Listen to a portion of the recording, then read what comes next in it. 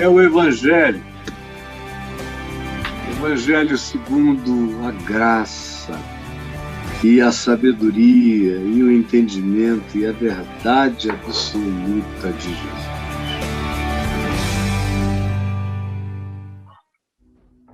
Olha aqui comigo o texto que eu quero convidar você a lermos hoje, em Mateus 21, de 43 a 45.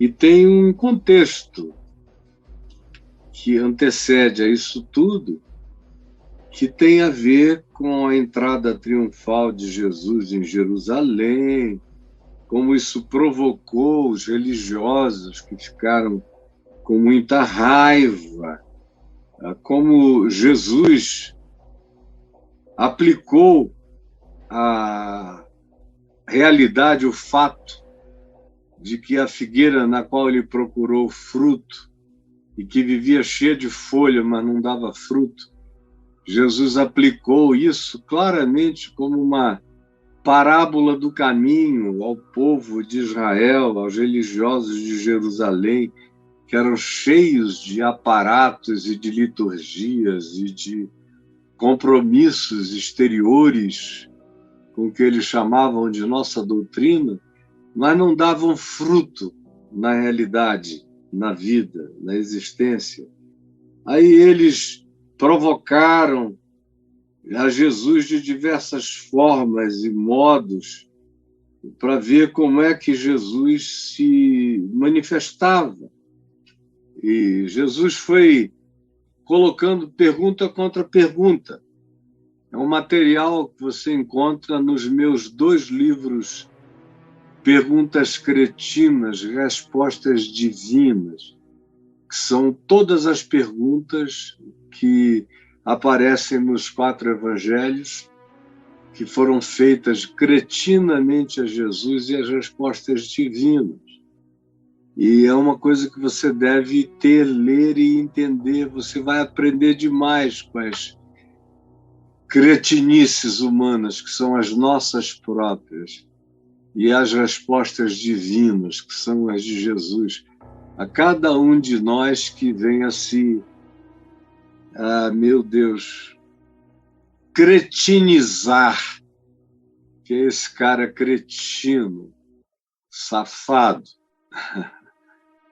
que faz da vida um labirinto de enganos para os outros.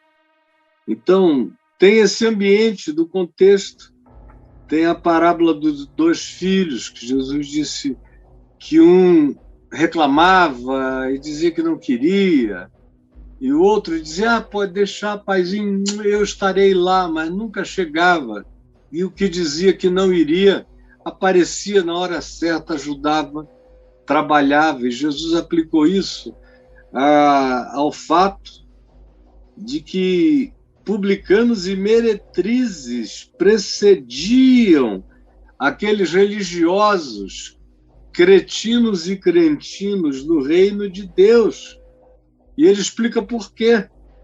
Aí conta em seguida uma outra parábola de um homem que tinha uma vinha, que a protegeu, preparou para dar lucro e depois a arrendou e disse, eu vou ficar fora do país alguns anos. E os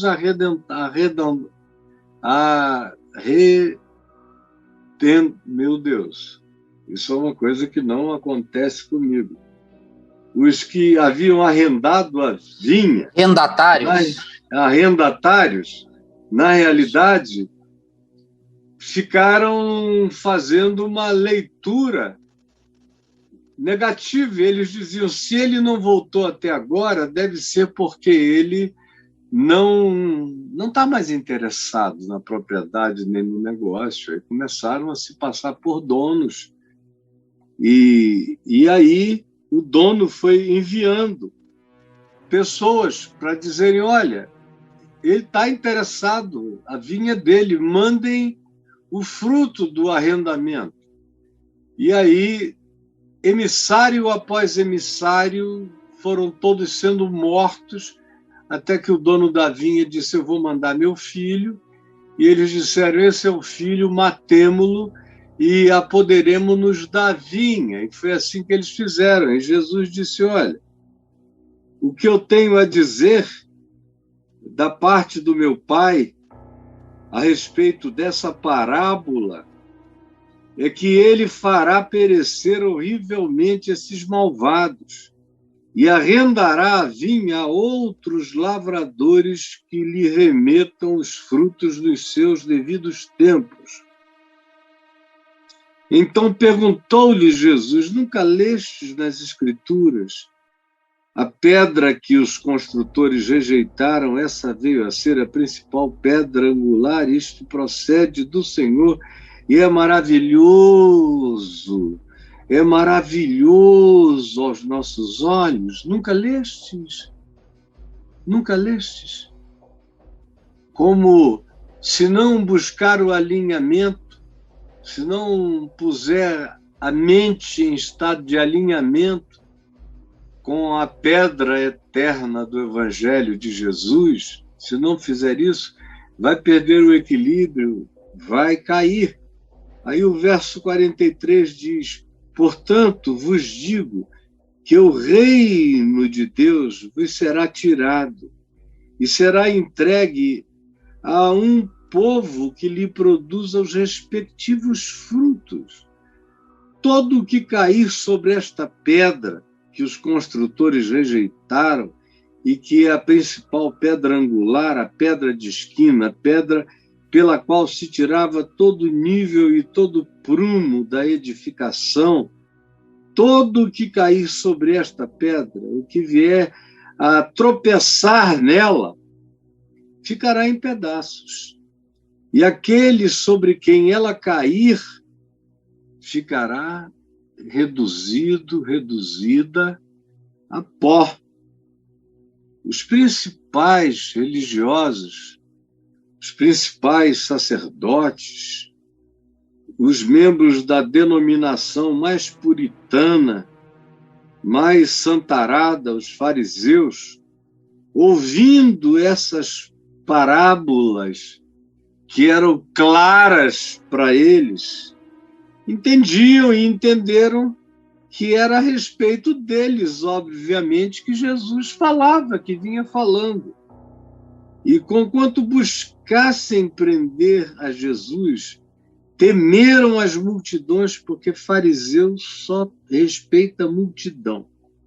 Quando as multidões se levantam e vão para a rua e protestam ou defendem, é que esse tipo de alma que caracteriza a hipocrisia dos fariseus, que praticam uma espécie de superioridade moral e religiosa sobre os outros, evitando qualquer visibilização de incoerência pública, porque eles gostavam de ter esse poder da superioridade moral, religiosa, ética sobre os outros, que eram leigos acerca de Deus, que não sabiam quem era Deus, como eles sabiam.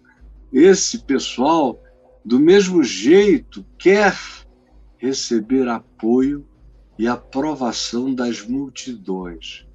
Por isso, contra as multidões, quando se levantam, eles se encolhem, eles dão 2 passos atrás, eles param o surto deles. Então, conquanto buscassem prendê-lo, temeram as multidões, porque as multidões, consideravam a Jesus como profeta.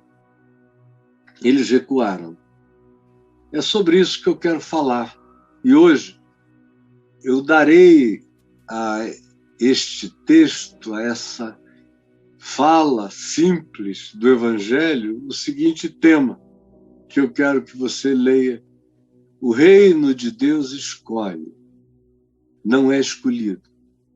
Você pode responder, repetir comigo onde você está? O reino de Deus escolhe. Ele não é escolhido. É ele que escolhe a gente. Não é a gente que escolhe o reino. Porque o reino é de Jesus. E o reino de Deus está dentro de nós.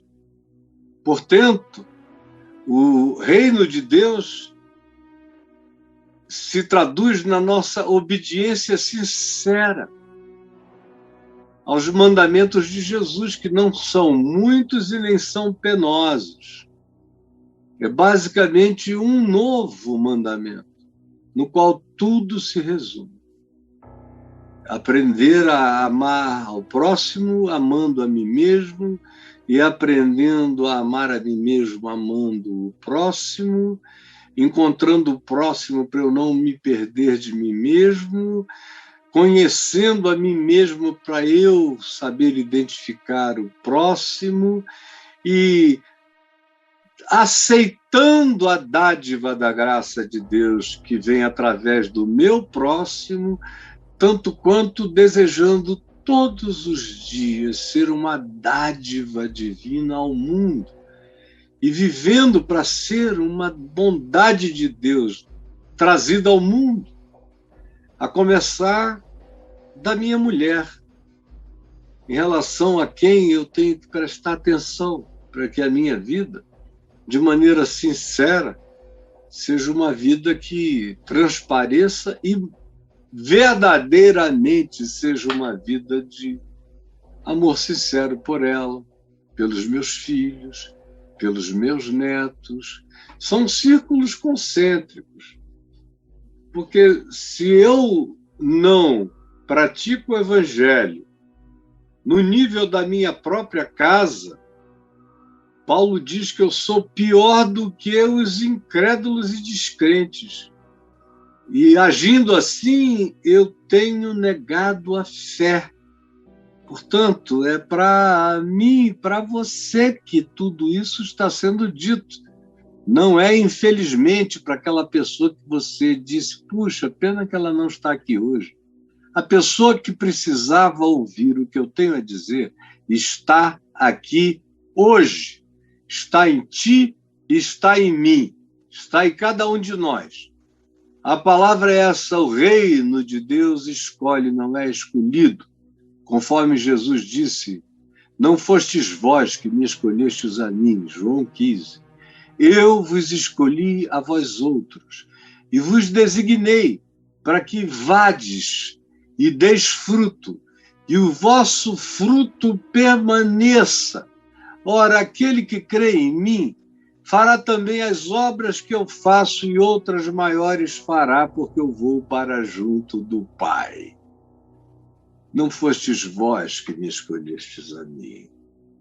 Fui eu que vos escolhi a vós outros.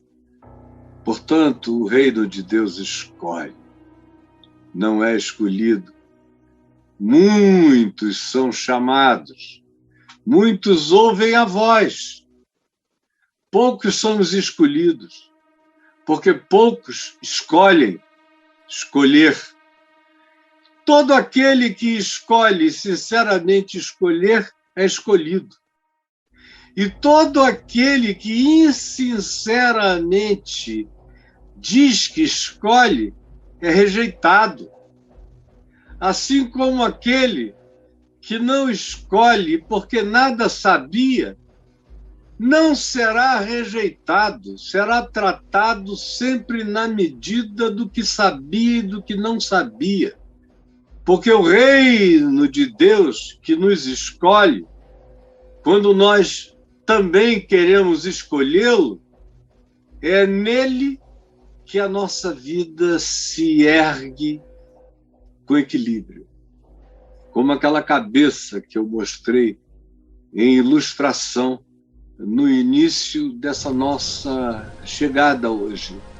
Ela admite pequenos movimentos, mas mantém o seu eixo de equilíbrio, porque ela sabe que se passar de uma determinada medida, o equilíbrio vai-se todo embora e a gente se arrebenta.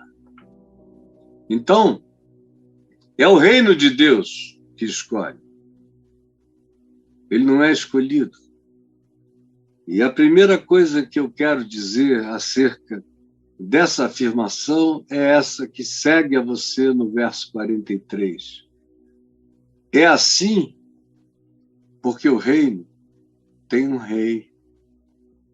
É assim porque o reino de Deus, que não é feito de paredes de pedra, nem templos, nem santuários, nem torres altas, nem fenômenos imensos para a glória de Deus, e nem é feito de monumentos, nem é feito de visibilizações. O reino de Deus é construído no interior, no coração.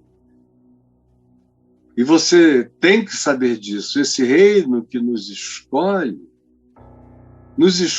porque ele tem um rei. E o que o verso 43 diz é isso. Portanto, vos digo que o reino de Deus vos será tirado. Não sou eu quem escolhe, quem determina. Não sou eu quem se apodera, quem se apropria. Não sou eu quem toma o reino de Deus por esforço, por mérito. Não. Definitivamente, Jesus disse que esse tempo de equívoco passou, que esse tempo foi definitivamente cortado, assim como uma árvore é cortada por um machado, pela palavra e pela pregação de João Batista, apresentando a Jesus, dizendo: eis o Cordeiro de Deus que tira o pecado do mundo. Então Jesus diz, daí para frente se vem anunciando o evangelho do reino dos céus, ou o evangelho do reino de Deus, que a gente toma pelo esforço de se entregar, que é o mais difícil de todos os esforços.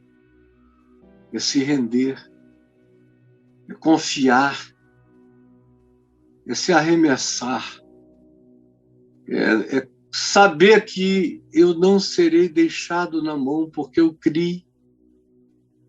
E eu criei na fidelidade de Deus através de Cristo.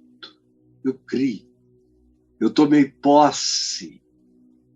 Eu me fiz filho daquele que me chamou. E eu disse, eis-me aqui. E ele disse, vem a mim. E eu fui. E sabendo que ninguém vem a ele, se o Pai que enviou a Jesus não o trouxer. Por outro lado, sabendo que aqueles que o Pai traz a Jesus, ele disse, eu de modo nenhum os lançarei fora e ninguém os arrebatará da minha mão. Quem fala é o rei desse reino. E ele diz, olha só, o reino de Deus me será tirado. Um dia foi dado. Vocês trataram mal o reino de Deus no coração de vocês. Vocês pisaram no reino celestial, no interior de vocês. Vocês rejeitaram o andamento do amor, da justiça, da misericórdia, da fidelidade, da compaixão, da sinceridade, da fé não fingida, do amor sincero. Vocês pisaram nisso tudo no coração. Vocês rejeitaram o reino. Vocês se negaram a dar o fruto do reino. Fruto do reino não é dízimo e oferta. O fruto do reino de Deus não pode ser dado com dinheiro. Ele só é dado com o coração, com a pureza, com a sinceridade. com a boa e com a melhor escolha, segundo a mente de Cristo, que é o Evangelho. Tanto mais quanto a gente identifique o Rei, e tanto mais quanto a gente curve a nossa vida, a sabedoria dessa soberania que ensina a viver no tempo e espaço, na história, tanto quanto vai criando as qualificações da eternidade, vai construindo a eternidade no santuário do meu interior. Quando eu me curvo e reconheço quem é esse Rei em mim. Mas tem gente que pensa que pode se tornar dona do reino. Geralmente os religiosos, os que vão sendo oficialados no chamado reino de Deus, que eles pensam que é a igreja, é outra confusão. Eles pensam que o reino de Deus cabe na igreja visível. O reino de Deus assambarca todos os domínios do poder e do alcance, da soberania e da realidade de Deus em todos os universos e em todas as existências e em todas as dimensões.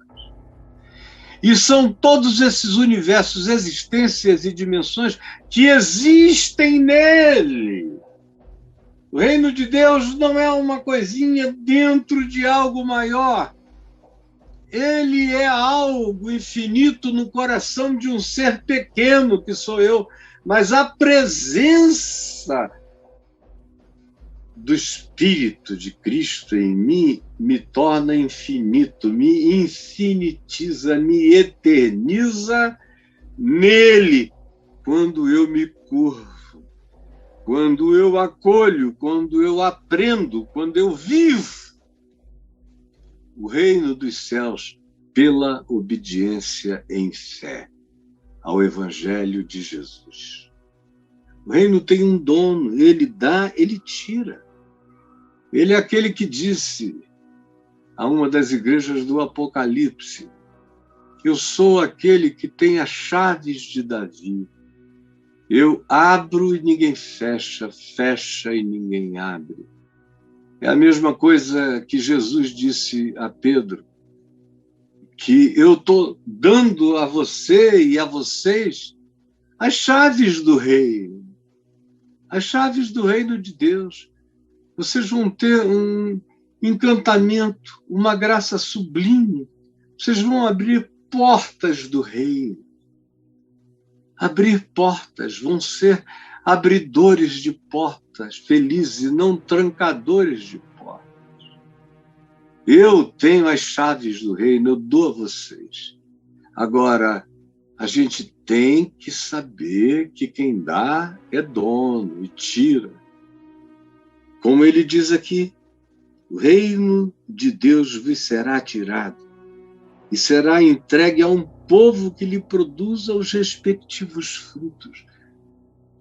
Eu já vi, no espaço da minha geração, grupos cristãos que genuinamente eram comunidades do reino de Deus que viraram só negócios.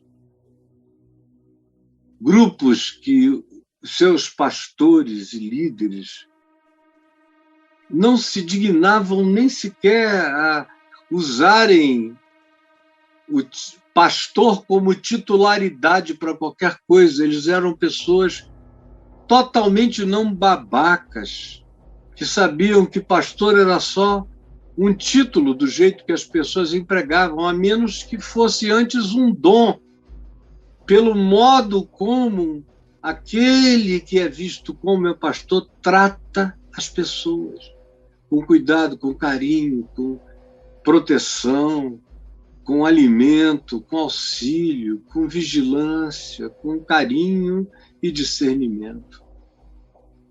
Eu já vi tantos começarem bem. Ou, por exemplo, no ambiente histórico reformado, Eu mesmo enviei algumas pessoas, eu enviei muitos aos seminários, e tanto seminários da Igreja Presbiteriana como a outros seminários de outras denominações ou institutos bíblicos. E eu era tutor deles. Os seminários demandavam que cada aluno tivesse um tutor. Eu fui tutor de muita gente. E muita gente foi maravilhosa e voltou tão boa quanto foi. Mas houve aqueles que davam pena de ver como o indivíduo ia e voltava totalmente babaca. Ele achava que aquele diploma que tinham dado a ele lá significava alguma coisa. O cara cria mesmo. Esse é o problema dos formandos que creem que quando terminam o curso estão formados. Não, ninguém se forma nunca em nada. Eu não sou formado em coisa nenhuma, eternamente, amém. Eu tenho pena dos formados que se sabem ou que se pensam ou que se julgam formados. Eles crescem até a altura dessa concepção. Eles não vão adiante, eles se mediocrizam. Eles se tornam gente pequena, porque eles se acham doutorados em alguma coisa, eles não se veem em estado permanente de crescimento, de discipulado, de aprendizagem, de maturação, até o último dia da vida. Por quê? Porque não reconhecem que esse reino tem um rei. Eles ficam achando que eles podem ser os donos, pelo poder humano, pelo saber, pela influência política, pelo domínio carismático, pela má intenção hipnótica, pela mudança que mantém um ritmo frenético de estímulo a que as pessoas trabalhem sem saber nem porquê, mas eles dizem que o que elas fazem é Deus que está mandando e está pedindo. E acham que o reino é deles e se intitulam de tudo. Tem alguns que se chamam apóstolos dos apóstolos. Tem alguns que se colocam na posição divina de autorizar indivíduos a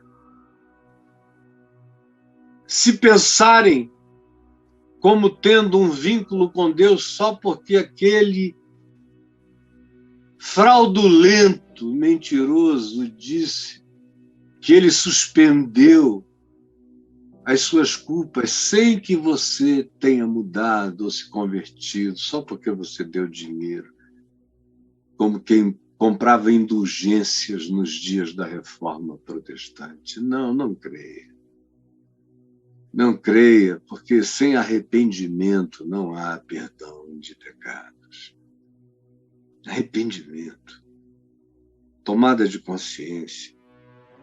Não creia nesses que se assenhoriam da sua alma para descarnarem tudo que você é e possui, por fim, chuparem até a última gota da sua alma no canudinho das ganâncias deles. O reino tem um rei. E esse rei dá e esse rei toma. Esse rei retira e dá a outros. E a gente sabe quando uma pessoa perdeu a consciência do reino. É que ela começa a ter ciúmes daqueles a quem Deus está abençoando. Elas ficam com raiva de anunciadores livres do Evangelho. Ficam com raiva daqueles a quem Deus envia. Ficam com raiva daqueles em quem elas veem a palavra de Deus livre. Ficam com raiva daqueles através dos quais elas percebem que há um fluxo de Deus diferente e abundante. Portanto, dá para a gente saber quem foi perdendo o reino pelo modo como essas pessoas tratam aqueles que estão achando o reino.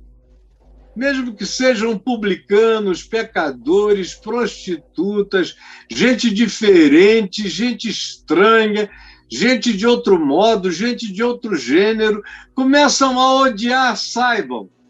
O reino de Deus está saindo, se já não saiu.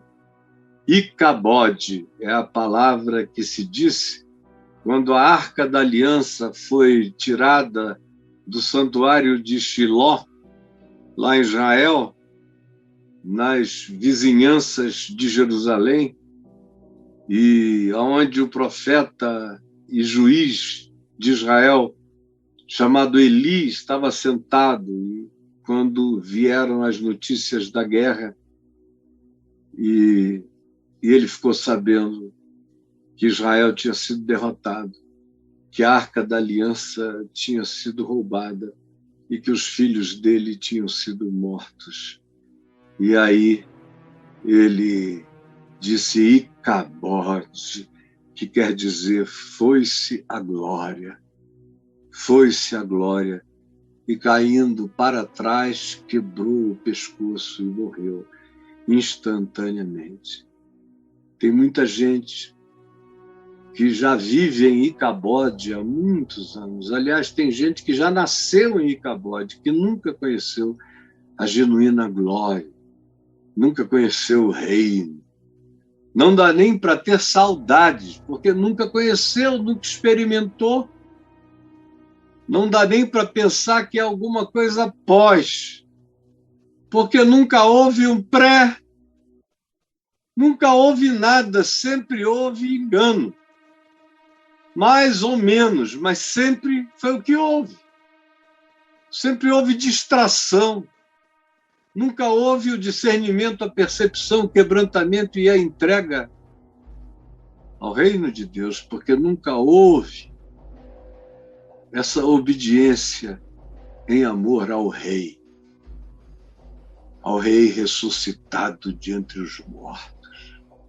Segunda coisa que eu quero que você guarde e escreva no seu coração é que no reino de Deus não há concessão contra a consciência. Não há. Não é permitido que alguém com luz, com entendimento, viole a consciência que já obteve. Por isso é que eu digo a você, não fique aí achando que haverá concessões para sempre. Você vem sendo avisado, como a parábola diz aqui.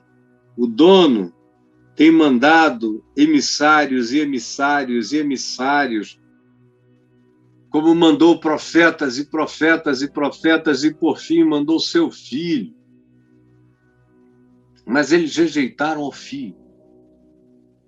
Assim como hoje, eles abominam os profetas que vêm e advertem a mesma coisa. E rejeitam o filho na medida em que não querem o evangelho. Eles preferem a doutrinação que eles próprios criaram para o subjugamento das pessoas que se deixam controlar como marionetes pelas suas mãos. Tem gente que vem abusando, abusando e abusando, e eu vi muitos que abusaram, abusaram e abusaram, até o dia em que o último abuso foi feito. E a gente nunca sabe quando é o dia do nosso último abuso. Nunca sabe. O reino de Deus vai avisando, não faça assim, não viva assim, não seja assim. Não interprete as pessoas assim, cure seu coração. Não dê razão, nem que seja sutil, à sua maldade disfarçada de justiça. Não dê razão a ela, senão ela vai se disfarçar de justiça sempre, vai te enganar até o resto da vida. Se você tiver certeza das suas justiças, duvide. Duvide, duvide, duvide de todas elas. Porque o processo do nosso empedernimento cresce na medida em que a gente acredita nas nossas próprias justiças próprias. E aí, desse tempo em diante, nós nos tornamos a pedra angular e a medida de todas as coisas.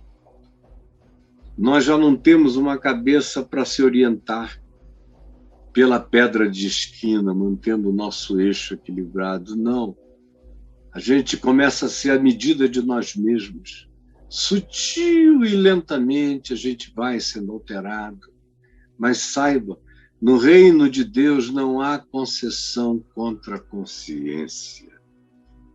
Todo o que cair sobre esta pedra ficará em pedaços, e aquele sobre quem ela cair ficará reduzido a pó. Aqui, no primeiro caso, é alguém que acha que dá para atravessar, que vai passar por cima e que não vai sentir nada, como eu tenho visto milhares e milhares passando por cima do Evangelho, para lá e para cá, achando que não vai acontecer nada. Até um dia em que eles tropeçam, definitivamente, tropeçam e se espatifam. Se espatifam. Caem em estado de espalhafatos. A vida deles passa a ser uma expressão grandiloquente de tristeza, mentira, engano, abuso. E vão assim até o dia em que eles não passarão mais por cima da rocha. Porque a rocha é viva, como diz Paulo em 1 Coríntios 10, é aquela rocha que anda, que seguiu o povo no deserto, que estava ali para salvar e também para julgar, como julgou a Moisés. Então, no reino de Deus não há concessão contra a consciência que já se recebeu. Não há para quem, em sabendo, acha que pode relativizar, e não há também para aquele que, sabendo, acha que dá para enfrentar, acha que dá para bancar contra. Como tem gente aí que diz que corrige Jesus. Tem vários, mas tem um determinado líder de uma religião pseudo-cristã, de uma grande e poderosa seita pseudo-cristã no Brasil, que corrige Jesus.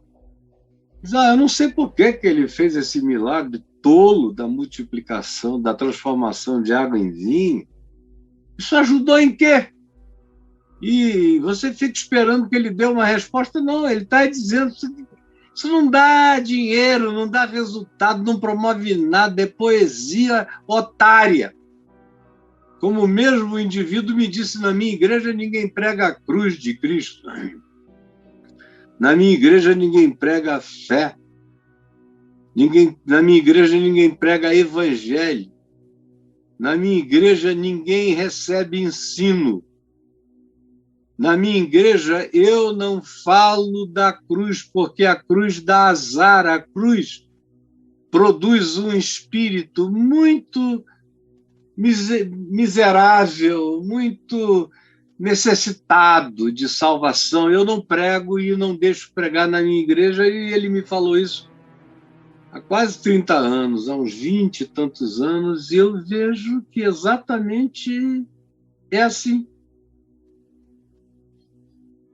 Mas na fachada, Jesus Cristo é o Senhor, lá dentro Jesus dá azar. Quem dá sorte é Abraão, é Moisés, é Elias, são outros assim que dão sorte. E eles fazem isso desse jeito, com essa consciência, ou com essa não consciência, ou com essa consciência que rejeitou a pedra maravilhosa que os construtores rejeitaram e que veio a ser a principal pedra ao Senhor, a pedra que o Senhor indicou. Enfim, eles rejeitaram essa palavra maravilhosa e ficam achando que não haverá consequências. Sobre esses, a pedra cai. Existem aqueles que tropeçam na pedra, existem aqueles sobre os quais a pedra cai. E quando ela cai sobre eles, esse indivíduo fica reduzido a pó. São nomes que serão soprados da história da fé. Serão soprados. Eu conheço um monte de gente famosa que será soprada da história da fé, porque acharam que podiam brincar de pular por cima da pedra. E existiam aqueles que foram contra a rocha e se tornaram reduzidos a pó. No reino de Deus não há concessão contra a consciência adquirida. E a terceira coisa que eu quero que você guarde, para nós concluirmos, é essa. O reino de Deus define quem é quem. É através da minha resposta ao reino de Deus que eu fico sabendo quem eu sou. É através da minha resposta ao reino. Olha só o que diz esse verso 45. Os principais sacerdotes e os fariseus, ouvindo estas parábolas, todas essas que eu mencionei aqui, estavam ouvindo desde o início, e entenderam que era a respeito deles que Jesus falava. Entenderam que era a respeito deles que Jesus falava. A minha oração hoje aqui é que essa palavra do Evangelho do Reino defina em mim e em você quem nós somos. Quem nós somos. Assim como até esses caras, que eram verdadeiras pederneiras, corações de pedra, até eles entenderam que era a respeito deles que Jesus falava. E você não entende. Você nunca acha que é com você. Você quer que eu diga o quê? Que eu feche os olhos, me jogue no chão, estribuche, tenha uma crise, uma catarse de angústia delirante, e então diga assim, diz o Senhor.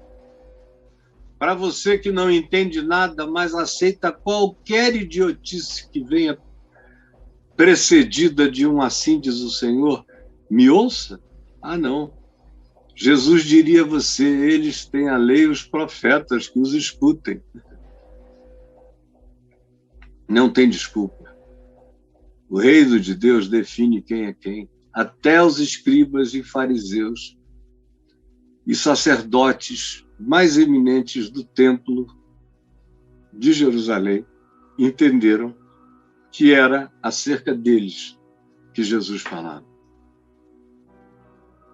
Era acerca deles. Eles só não fizeram nada porque não conseguiam agir na frente da multidão. Porque temiam ser linchados. Mas eles, se estivessem sós, quem sabe, pegariam em pedras para apedrejá-lo, o chutariam como alguns seres perversos chutam seres humanos até a morte, como aconteceu na Espanha semana passada. O reino de Deus define quem é quem. Ouvindo eles estas parábolas, entenderam que era acerca deles que Jesus falava. É acerca de quem que Jesus fala aqui? Com quem Jesus fala aqui? Meu Deus, os caras mais duros do mundo entenderam que era com eles. Mas você não entende. Você não abre o coração. Você continua fugindo. Continua recalcitrando contra os aguilhões. Continua dando soco em ponta de ferro, em faca. Continua pulando de cabeça na espada. Continua indo e atropelando o Evangelho. Ou continua até mesmo sendo contra o Evangelho, embora você use o nome de Jesus o tempo todo. O reino de Deus define quem é quem. Enquanto você me ouve, eu sei que o Espírito Santo fala em mim e através de mim. Eu sei que tem uma quantidade grande de pessoas dizendo: o que eu estou fazendo? Quanto tempo faz que eu venho rejeitando palavra após palavra, profecia do Evangelho após profecia do Evangelho. Ouço a voz de Jesus e finjo que não ouvi, e passo por cima, ou luto contra, deliberadamente, porque eu não quero aceitar esse estado de rendição, de submissão. Eu não quero dar o fruto que eu disse que eu viveria para dar. Eu não quero dar de volta a quem me doou aquilo que não vem de mim, que me foi dado para que eu faça crescer, para que eu viva através disso e para que isso cresça na minha mão, para a glória do dono.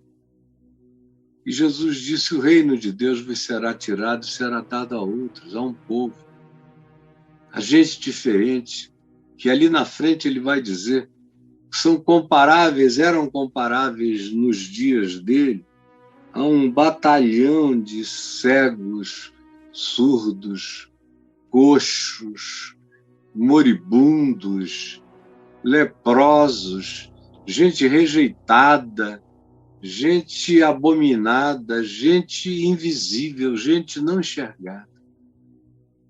Ele diz que ele envia os novos enviados do reino de Deus agora para esses becos, para essas ruas sem saída, para essas valas e corredores da escuridão, buscando essa multidão sem virtude, sem limpeza pessoal, sem nada, para que a casa fique cheia, desde que a pessoa se submeta, vista a veste nupcial do noivo, aceite ser coberta pela realidade da justiça de Cristo, do sangue de Jesus me cobrindo, me lavando, me justificando mediante a fé em nosso Senhor Jesus Cristo. Meu Deus, essas são as vestes nupciais, são as vestes de quem não recebe a demanda de justiça própria, autoproduzida, apenas diz que você deve se vestir com a justiça de Cristo. Aí quando você veste as roupas de Jesus, estranhamente, você começa a mudar de dentro para fora e produzir os frutos para os quais você foi chamado a dar. O reino de Deus define quem é quem. Os principais sacerdotes, ouvindo estas parábolas, entenderam. Os fariseus entenderam, e você vai entender quando? Jesus, eu te peço, na minha impotência, na minha fraqueza, que o reino de Deus seja visto, seja iluminado, seja atendido, para que aquele que ouve, vê e diz do seu coração, eu quero, seja escolhido. E que todo aquele escolhido aprenda a escolher todo dia mais e mais e mais do reino de Deus em nós. Salva-nos de tentarmos criar as nossas próprias versões de evangelho do reino de Deus. Salva-nos de inventar concessões pessoais para os nossos delitos imensos e espirituais. Salva-nos, Senhor, de pensar que nós já sabemos quem nós somos. Porque quem deixa de se enxergar, sequer um dia, pode se distanciar longas distâncias existenciais de quem se era no dia anterior. Basta que a gente não se enxergue todo dia. Ajuda-nos a entender isso, é o que eu te imploro, em teu nome, Jesus. Amém, amém e amém.